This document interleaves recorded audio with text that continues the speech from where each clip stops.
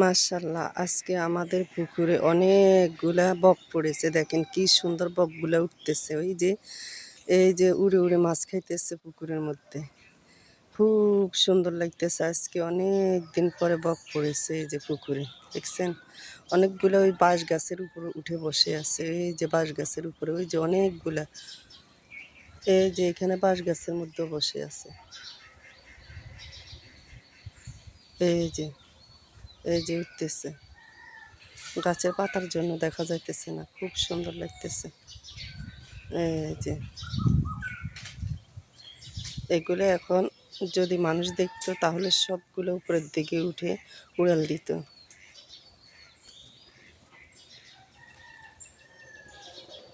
এই যে খুব সুন্দর লাগতেছে। অনেক দিন পর পুকুরের মধ্যে একটা মাছ খেতে আসছে,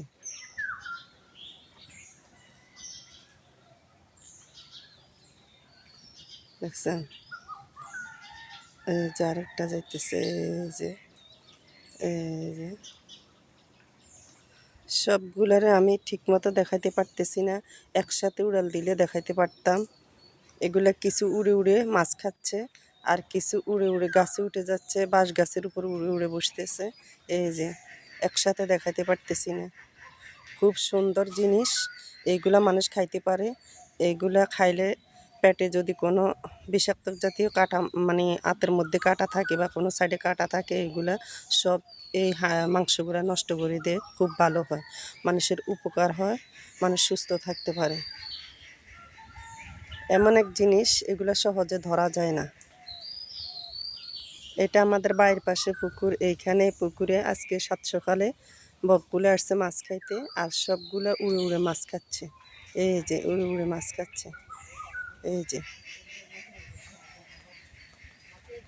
খুবই সুন্দর জিনিস, দেখছেন? সবগুলো বসে আছে, এই যে বসে আছে, আর কিছু কিছু উড়ে উড়ে মাছ খাচ্ছে।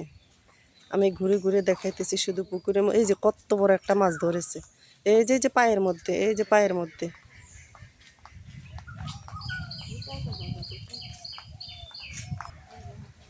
এই যে উঠতেছে, এই যে